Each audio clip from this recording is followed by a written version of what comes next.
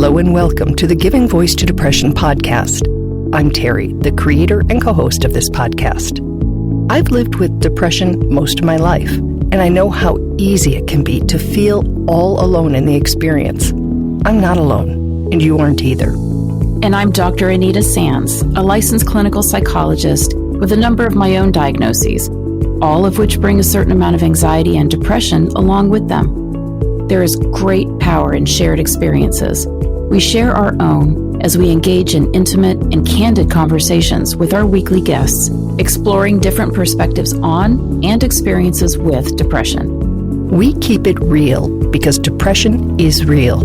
We keep it hopeful because there truly is hope, in spite of what depression tells you.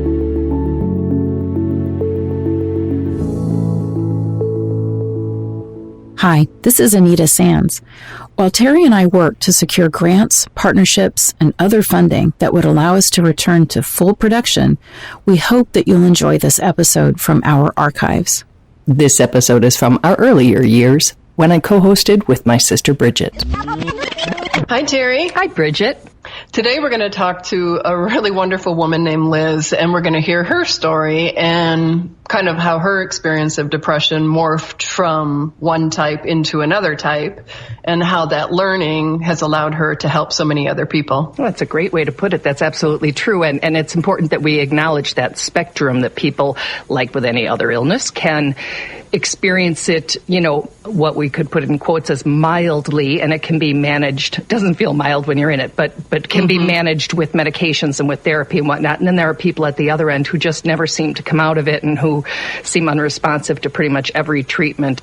We have talked to people who have attempted suicide who are suicidal, and this is sort of that people who are living with it versus battling or struggling with it. Which in no way necessarily reflects the effort put into trying to find a solution. I mean, some people have truly tried everything and it's not working for them. There are some new technologies coming out, and maybe that's their answer. I look forward to exploring those and sharing what I learn. Absolutely. And let's hear Liz giving her voice to depression.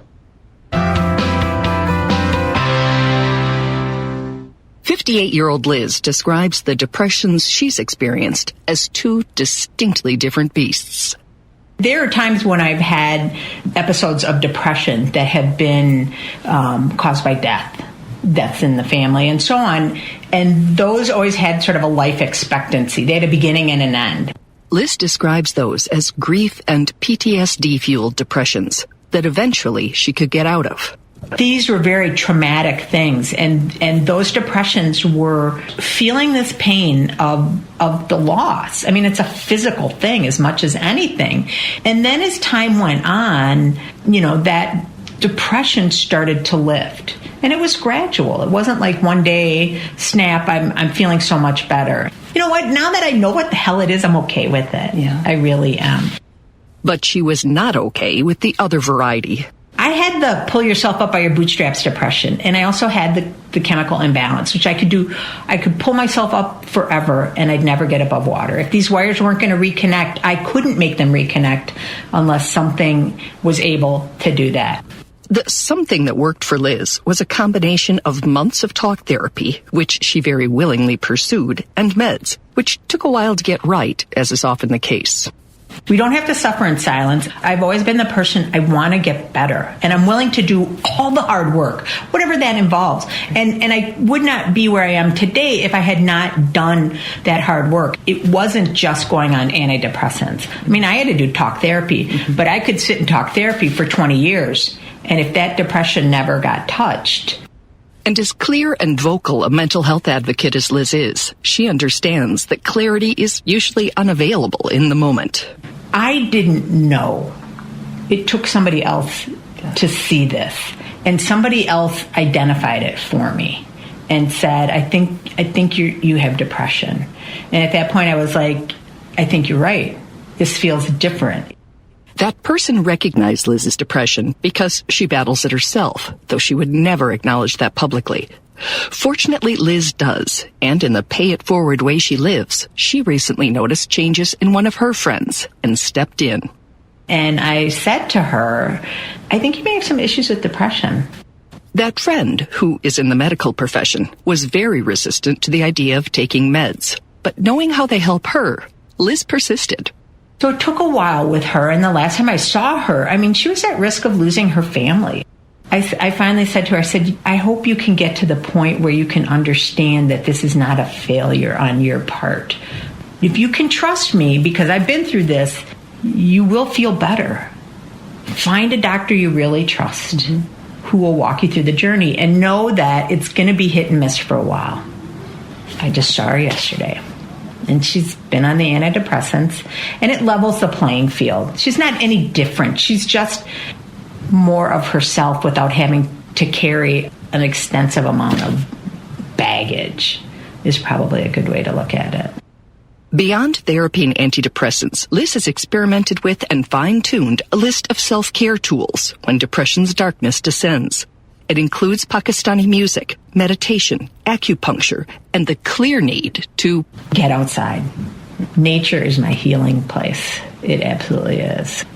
You have discovered or worked to find so many things you can do for yourself to help. You know, what are the things that somebody outside can do to support you or to help you when you're in a dark place?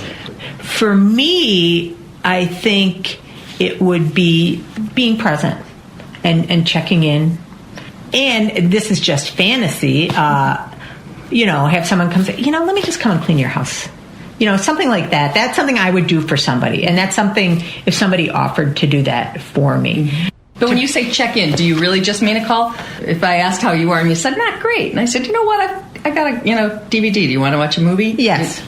Yes. Those kinds of things. But that don't require us to sit and say, what's going on. It's not a therapy session. It's it's meeting somebody where they are and just sitting with them and being present. And I think that's really important. Just sitting with people, just to be there and not have any expectations in any way, shape, or form. And listen. And listening, I think, I'm going to put that at the top of the list. I would need people to hear me and listen. If you felt like talking. If I felt like talking. Talking, sharing our experiences, pulling the curtain back, acknowledging that when it comes to depression, we're often keeping secret the very same condition people we know are keeping from us.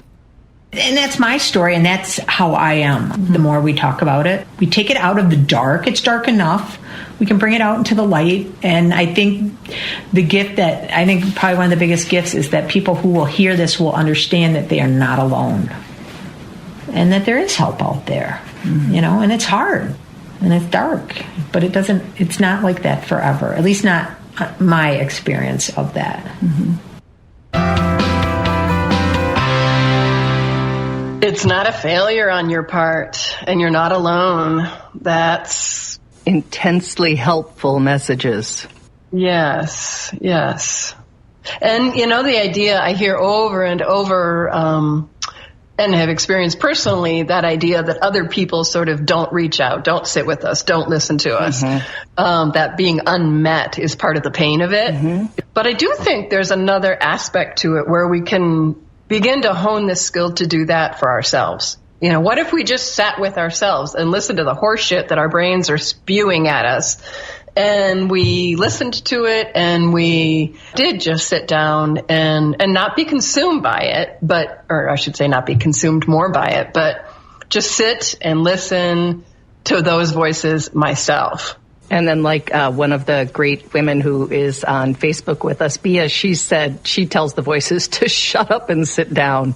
Yes. As I get older, I give myself permission to stop a lot. So when I'm cleaning, for example, and I'm not having fun anymore doing that particular project, I know I'll get back to it, so I step away from it. And I do that now with my mind. I hear myself going, I actually make up things that aren't even real that I imagine somebody's thinking or saying. I have no idea what they're thinking or saying. Why am I going at it in my head with them when it's not even real? Yeah. And I even say it out loud sometimes, particularly when I'm in the garden, and I just say stop, be quiet. Right. And now I recently did a medical narration, and it was for a medical condition. And one of the points that it made was, who's your support network, and who understands the medications you need to take and the treatment, and who's on your speed dial, that if it really gets bad, you can call and say, I need you to be with me. And I'm sitting here reading this, training the people who are listening to it, thinking, why aren't I doing this for depression? Why aren't I saying, who's on your speed dial? Who can you say, hey, come on over, if you can't sit with yourself like you were just describing. And I always do it myself, but I don't know that that's the best choice. And say, come on over. I don't want to talk, but I don't want to be alone either. So it seems like there are ways to set ourselves up to succeed more easily, to survive more easily, if we just plan a little bit. And we should probably say tapes instead of voices, because that has such a charge to it. Right. I wasn't implying make peace with it. I was implying kind of like, look at it. The image of Wizard of Oz, pulling that curtain back, and it's just this weak little man behind the curtain. It's not an omnipotent, whatever he was, wizard or something. Yes. It's that. It's exactly that. It's like, see it for what it is. It's negative spew that isn't even reality based often. And, to just sort of call a spade and pull that curtain back, not make peace with it. I understand. Big distinction. Exactly. And I just love that, because somebody reached out to help Liz. Liz is able to take care of herself. She's able to help other people. That person's life, no doubt the people in her life are experiencing her differently. Perhaps someday she'll reach out and help. I mean, it's just that I really see it as like linking hands and making our chain bigger and bigger and bigger and longer and stronger. I love that. That's the perfect way to end. I love you. Oh, thank you. I love you too.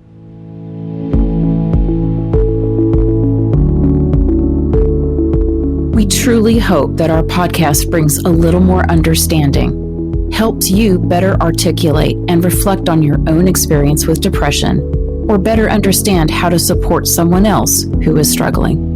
If this episode has been of comfort or value to you, know that there are hundreds of others like it in our archive, which you can easily find at our website, givingvoicetodepression.com. And remember, if you're struggling, speak up, even if it's hard.